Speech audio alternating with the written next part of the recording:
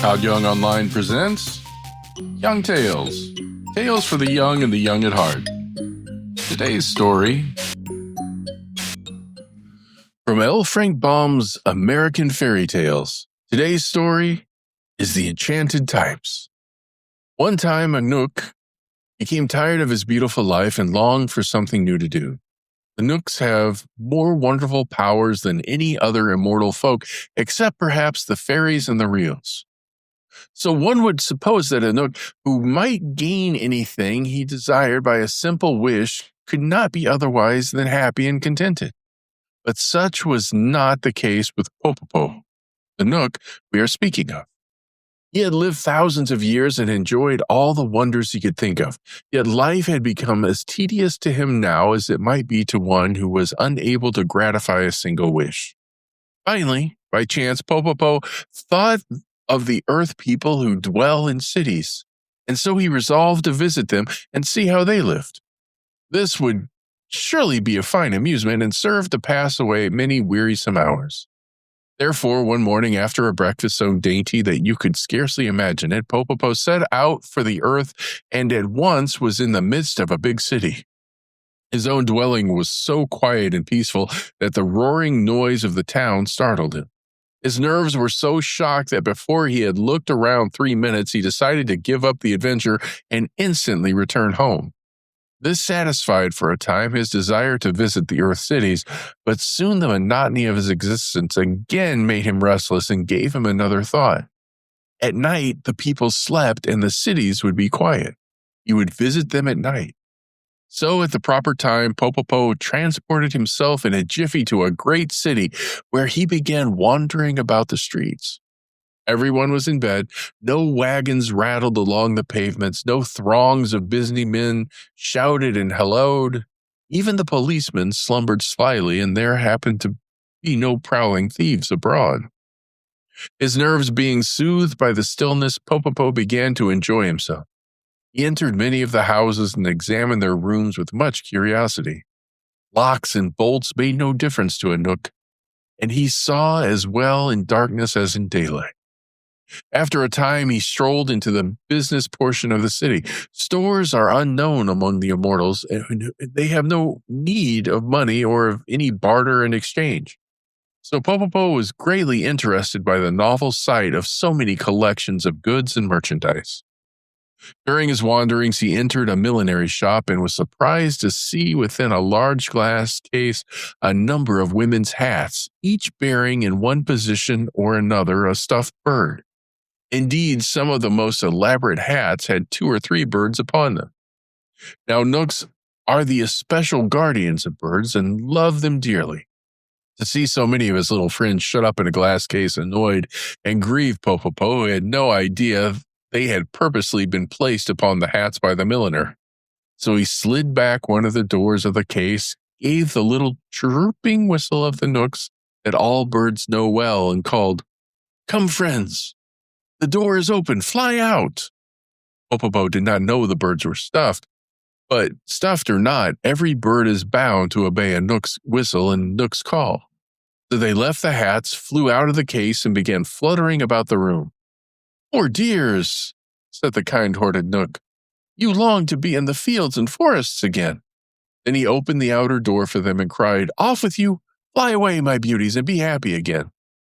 The astonished birds at once obeyed, and when they had soared away into the night air, the Knook closed the door and continued his wandering through the streets. By dawn, he saw many interesting sights, but day broke before he had finished the city, and he resolved to come the next evening a few hours earlier. As soon as it was dark the following day, he came again to the city, and on passing the millinery shop, noticed a light within. Entering, he found 2 women, one of whom leaned her head upon the table and sobbed bitterly, while the other strove to comfort her. Of course, Popopo was invisible to mortal eyes, so he stood by and listened to their conversation. "Cheer up, sister," said one. "Even though your pretty birds have all been stolen, the hats themselves remain." "Alas," cried the other, who was the milliner, "no one will buy my hats partly trimmed, for the fashion is to wear birds upon them." and if I cannot sell my goods, I shall be utterly ruined." Then she renewed her sobbing, and the Knook stole away, feeling a little ashamed to realize that in his love for the birds, he had unconsciously wronged one of the earth people and made her unhappy. The thought brought him back to the millinery shop later in the night when the two women had gone home. He wanted in some way to replace the birds upon the hats that the poor woman might be happy again. So he searched until he came upon a nearby cellar full of little gray mice, who lived quite undisturbed and gained a livelihood by gnawing through the walls into neighboring houses and stealing food from the pantries. "Here are just the little creatures," thought Popopo, "to place upon the woman's hats. Their fur is almost as soft as the plumage of the birds, and it strikes me that the mice are remarkably pretty and graceful animals. Moreover, now they pass their lives in stealing, and were they obliged to remain always upon women's hats, their morals would be much improved." So he exercised a charm that drew all the mice from the cellar and placed them upon the hats in the glass case, where they occupied the places the birds had vacated and looked very becoming, at least in the eyes of the unworldly Knook. To prevent their running about and leaving the hats, Popopo rendered them motionless. And then he was so pleased with his work that he decided to remain in the shop and witness the delight of the milliner when she saw how daintily her hats were now trimmed. She came in early the next morning, accompanied by her sister, and her face wore a sad and resigned expression. After sweeping and dusting the shop and drying the blinds, she opened the glass case and took out a hat. And when she saw a tiny gray mouse nestling upon the ribbons and laces, she gave a loud shriek and, dropping the hat, sprang with one bound to the top of the table. The sister, knowing the shriek to be one of fear, leaped upon a chair and exclaimed, "What is it? Oh, what is it?" "A mouse!" gasped the milliner, trembling with terror. Popopo, seeing this commotion, now realized that mice are especially disagreeable to human beings and that he had made a grave mistake in placing them upon the hats. So he gave a low whistle of command that was heard only by the mice. Instantly, they all jumped from the hats, dashed out the open door of the glass case, and scampered away to their cellar. But this action so frightened the milliner and her sister that after giving several loud screams, they fell upon their backs on the floor and fainted away. Popopo was a kind-hearted Knook, but on witnessing all this misery caused by his own ignorance of the ways of humans, he straightway wished himself at home and so left the poor women to recover as best they could. Yet he could not escape the sad feeling of responsibility, and after thinking upon the matter, he decided that since he had caused the milliner's unhappiness by freeing the birds, he could set the matter right by restoring them to the glass case. He loved the birds and disliked to condemn them to slavery again, but that seemed the only way to end the trouble. So he set off to find the birds. They had flown a long distance, but it was nothing to Popopo to reach them in a second. And he discovered them sitting upon the branches of a big chestnut tree, singing gaily. When they saw the Knook, the birds cried, "Thank you, Popopo, thank you for setting us free." "Do not thank me," returned the Knook, "for I have come to send you back to the millinery shop." "Why?" demanded a blue jay angrily. "Well, the others stopped their songs." "Because I find the woman considers you her property, and your loss has caused her much unhappiness," answered Popopo. "But remember how unhappy we were in her glass case," said a robin redbreast gravely. "And as for being her property, you are a Knook, and the natural guardian of all birds, so you know that nature created us free. To be sure, wicked men shot and stuffed us and sold us to the milliner, but the idea of our being her property is nonsense." Popopo was puzzled. "If I leave you free," he said, "wicked men will shoot you again, and you will have no better off than before." "Pooh!" exclaimed the blue jay. "We cannot be shot now, for we are stuffed. Indeed, 2 men fired several shots at us this morning, but the bullets only ruffled our feathers and buried themselves in our stuffing. We do not fear men now." "Listen," said Popopo sternly, for he felt the birds were getting the best of the argument. "The poor milliner's business will be ruined if I do not return you to her shop. It seems you are necessary to trim the hats properly. It is the fashion for women to wear birds upon their headgear. So the poor milliner's wares, although beautified by lace and ribbons, are worthless unless you are perched upon them. Fashions, said a blackbird solemnly, are made by men. What law is there among birds or knooks that requires us to be the slaves of fashion? What have we to do with fashions anyway? Screamed a linnet. If it were the fashion to wear knooks perched upon women's hats, would you be contented to stay there? Answer me, Popopo. But Popopo was in despair. He could not wrong the birds by sending them back to the milliner, nor did he wish the milliner to suffer by their loss.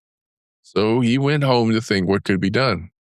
After much meditation, he decided to consult the king of the Knooks, and going at once to his majesty, he told him the whole story. The king frowned. This should teach you the folly of interfering with earth people, he said. But since you have caused all this trouble, it is your duty to remedy it. Our birds cannot be enslaved, that is certain. Therefore, you must have the fashions changed so it will no longer be stylish for women to wear birds upon their hats. How shall I do that? Asked Popopo. Easily enough. Fashions often change among earth people who tire quickly of any one thing. When they read it in their newspapers and magazines that the style is so-and-so, they never question the matter, but at once obey the mandate of fashion. So you must visit the newspapers and magazines and enchant the types. Enchant the types? Echoed Popopo in wonder. Just so. Make them read that it is no longer the fashion to wear birds upon hats. That will afford relief to your poor milliner, and at the same time set free thousands of our darling birds who have been so cruelly used. Popopo thanked the wise king and followed his advice. The office of every newspaper and magazine in the city was visited by the Knook, and he went to the other cities until there was not a publication in the land that had not a new fashion note in its pages. Sometimes Popopo enchanted the types so that whoever read the print would see only what the Knook wished them to see. Sometimes he called upon the busy editors and befuddled their brains until they wrote exactly what he wanted them to. Mortals seldom know how greatly they are influenced by fairies, Knooks and reals, who often put thoughts into their heads that only the wise little immortals could have conceived. The following morning, when the poor milliner looked over her newspaper, she was overjoyed to read that no woman could now wear a bird upon her hat and be in style, for the newest fashion required only ribbons and laces. Popopo, after this, found much enjoyment in visiting every millinery shop he could find and giving new life to the stuffed birds which were carelessly tossed aside as useless. And they flew to the fields and forests with songs of thanks to the good Knook who had rescued them. Sometimes a hunter fires his gun at a bird and then wonders why he did not hit it. But, having read this story, you will understand that the bird must have been a stuffed one from some millinery shop, which cannot, of course, be killed by a gun. But here's where we end for today.